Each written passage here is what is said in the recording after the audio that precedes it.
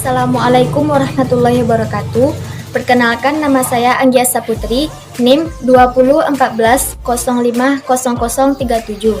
Baiklah, saya dari kelompok 3 akan menjelaskan materi saya, yaitu Pancasila dan Dasar Negara. Di sini saya akan menjelaskan 2 poin. Yang pertama, yaitu mendeskripsikan perlunya Pancasila sebagai dasar negara. Yang kedua, yaitu menjelaskan sumber historis, sosiologis, dan politis Pancasila sebagai dasar. Bagian yang pertama yaitu pentingnya Pancasila sebagai dasar negara. Pancasila sebagai dasar negara dan ideologi bangsa Indonesia mempunyai nilai-nilai yang wajib diterapkan dalam kehidupan sehari-hari. Pancasila juga mengandung nilai moral dan norma yang harus diterima oleh seluruh warga negara karena hal tersebut menjadi landasan bagi kehidupan bersama di Indonesia. Meskipun Pancasila tersebut terdiri dari 5 sila yang berbeda, tetapi semua saling melengkapi dan menjadikan Pancasila sebagai satu kesatuan yang utuh untuk jadi pedoman kehidupan bersama di Indonesia. Alasan Pancasila sangat dibutuhkan karena kita memiliki banyak sekali suku, budaya, agama, dan juga secara demografis kondisi wilayah Indonesia sangat besar dan terdiri dari pulau-pulau yang dipisahkan oleh laut yang sangat luas.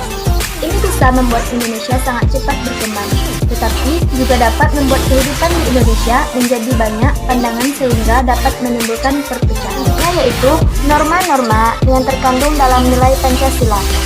Yang pertama yaitu norma agama. Norma agama disebut juga dengan norma kepercayaan. Ini ditunjukkan kepada seluruh rakyat Indonesia untuk dapat beriman kepada Tuhan Yang Maha Esa. Dengan adanya norma ini, diharapkan setiap rakyat Indonesia dapat berpegang teguh kepada agamanya masing-masing dan saling menghargai. Yang kedua yaitu norma moral dan norma kesusilaan. Norma moral adalah norma yang paling dasar dalam mengatur budi pekerti kita atau etika kita.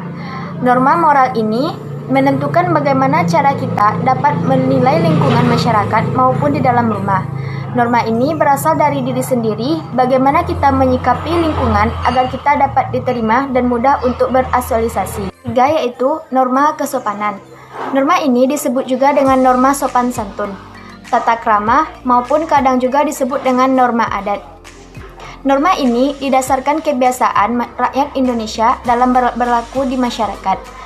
Pada suatu daerah dengan daerah lain berbeda dasar-dasar norma kesopanannya. Sanksi dari norma ini biasanya berasal dari masyarakat setempat. Yang keempat yaitu norma hukum. Norma hukum berasal dari luar rakyat. Biasanya, norma hukum dibuat oleh negara atau pihak setempat yang mendapatkan kekuasaan penuh dalam mengatur dan juga memaksa setiap rakyat. Contohnya yaitu, negara membuat sebuah peraturan perundang-undangan tentang lalu lintas. Selanjutnya yaitu sumber historis Pancasila sebagai dasar negara. Dalam sidang yang diselenggarakan untuk mempersiapkan Indonesia Merdeka, Rajiman meminta kepada anggotanya untuk menentukan dasar-dasar negara. Sebelumnya, Muhammad Yamin dan Supomo mengungkapkan pandangannya mengenai dasar negara. Kemudian, dalam pidato 1 Juni 1945, Soekarno menyebut dasar negara dengan menggunakan bahasa Belanda atau Philosophische Grondslag bagi Indonesia Merdeka. Pancasila sebagai dasar negara sering disebut sebagai Philosophische Grondslag dari negara, ideologi negara. Dalam hal tersebut, Pancasila digunakan sebagai dasar untuk mengatur pemerintahan negara. Atau, dengan kata lain, Pancasila digunakan sebagai dasar untuk mengatur penyelenggaraan negara.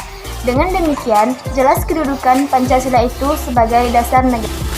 Selanjutnya yaitu sumber sosiologis Pancasila sebagai dasar negara. Secara ringkas, Latif, pemimpin MPR, dan tim kerja sosialisasi MPR periode 2009 sampai 2014-2013 menguraikan pokok-pokok moralitas dan haluan kebangsaan-kebangsaan menurut alam Pancasila sebagai berikut. Pertama yaitu, nilai-nilai ketuhanan sebagai sumber etika dan spiritualitas dianggap penting sebagai fundamental etika kehidupan bernegara. Yang kedua, nilai-nilai kemanusiaan universal yang bersumber dari hukum Tuhan, hukum alam, dan sifat-sifat sosial dianggap penting sebagai fundamental etika politik kehidupan bernegara dan pergaulan dunia. Yang ketiga yaitu, nilai-nilai etis kemanusiaan harus mengakar kuat dalam lingkungan pergaulan kebangsaan yang lebih dekat sebelum menjangkau pergaulan dunia yang lebih jauh. Yang keempat yaitu, nilai ketuhanan, nilai kemanusiaan, dan nilai serta cita-cita kebangsaan itu dalam aktualisasinya harus menjunjung tinggi kedaulatan rakyat yang dipimpin oleh kebijaksanaan. Yang kelima yaitu, nilai ketuhanan, nilai kemanusiaan, nilai dan cita kebangsaan, serta demokrasi permusyawaratan itu memperoleh artinya sejauh dalam mewujudkan keadilan sosial. Selanjutnya yaitu, sumber politis Pancasila sebagai dasar negara.